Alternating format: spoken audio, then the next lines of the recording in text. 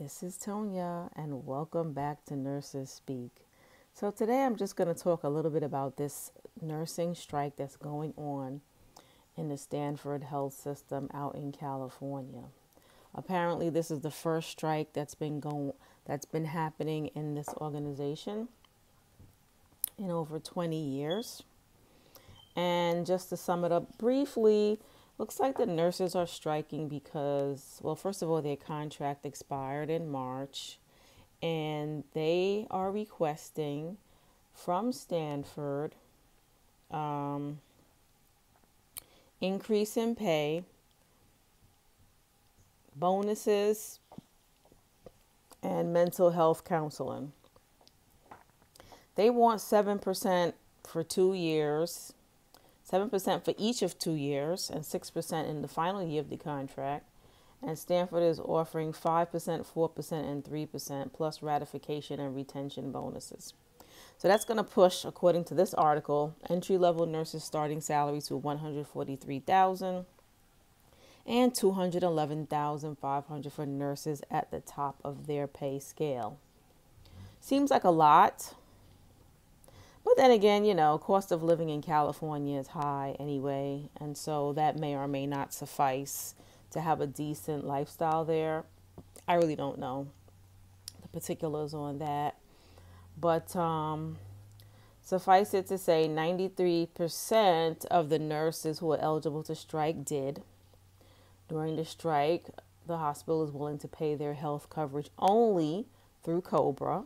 So these nurses technically are out of their salary for the time that they're on strike. And I'm assuming the COBRA would go into effect the following month, because if their coverage is paid on a monthly basis, they should be okay for, a couple of days, what have you, right now.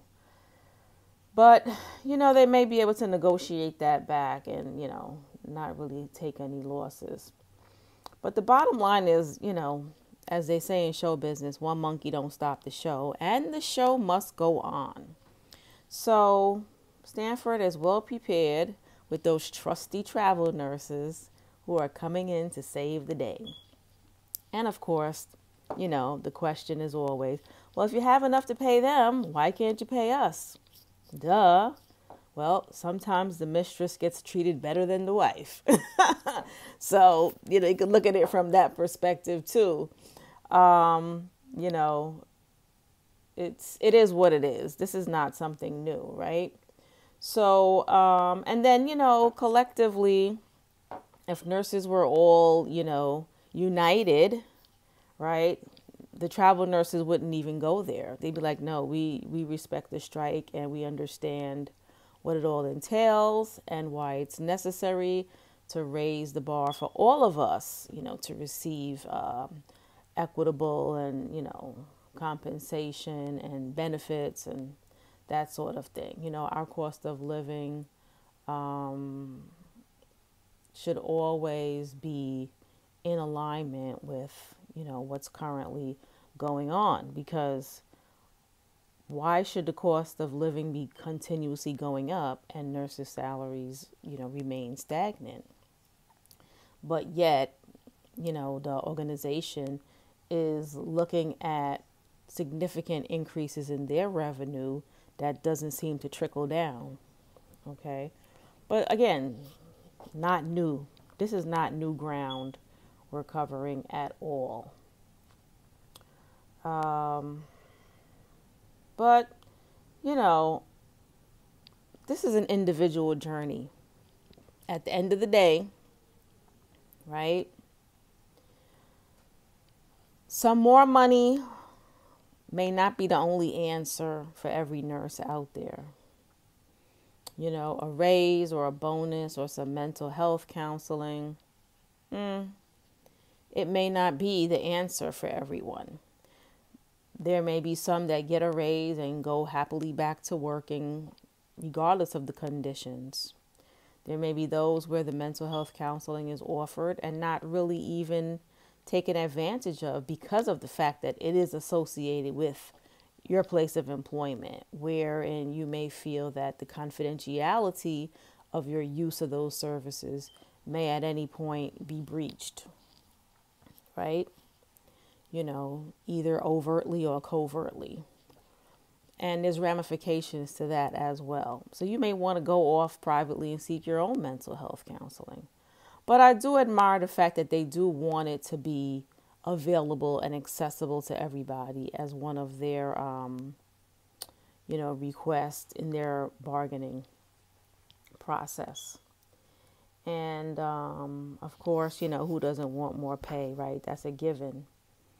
But I also want to bring it back to the point that regardless of what the outcome of this strike is, whether it brings better money or more benefits,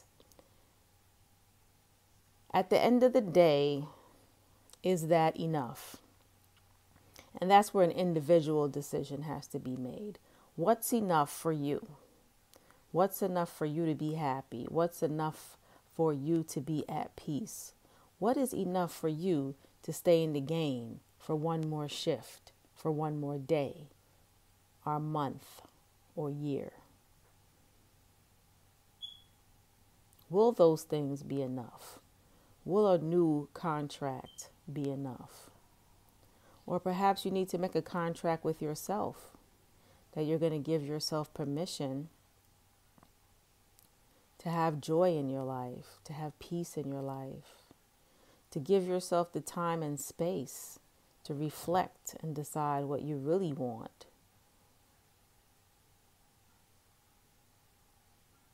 Just think on that for a moment. Because there's always lots of emotion and hype around things like a strike. It's really exciting and it's exhilarating and everybody's together. And there's images online of everybody crowding together with signs and marching and chanting and, picketing and giving out information and posting on social media for support. And that could be exciting. It's easy to get caught up in all of that. But at the end of the day, when that is all over and done with, what is it that you really want for yourself? Because clearly, if it was about everybody else, and if everybody was in true solidarity, there would be no one crossing that picket line. Okay? So whether it be for the mere concern of the patients who would be without care, or whether it be for the fact that, hey, I work for an agency, I could go in there and maybe make, triple what I normally would have made if I stayed home. Whatever the motivation is, other people's journey is other people's journey. Your journey is for you. And there's nothing stopping you but you. So ask yourself these questions. Will going on strike solve the problem? Will it make a difference in my life? Will it make a difference about the decisions I need to make? And this way you can drill down to your own circumstances, to your own situation, and make a choice that's best for you. Not necessarily for the collective, because the collective sometimes has their own agenda and it's not driven by anything that's going to necessarily be for the betterment of the individuals in the collective. Because much of the collective is driven by fear, propaganda, lies, deceit, and just simple inability to be accountable or responsible or to do the hard work. So yeah, it's easy to get caught up in the crowd and join the crowd with a sign. But at the end of the day, when the crowd dissipates and the signs are thrown into the dumpster, what's next? And that's where we have some serious work to do. Just something to think about. And until next time, this is Tonya with Nurses Speak, the channel for nurses, your channel where no topic is off limits. Until next time, bye now.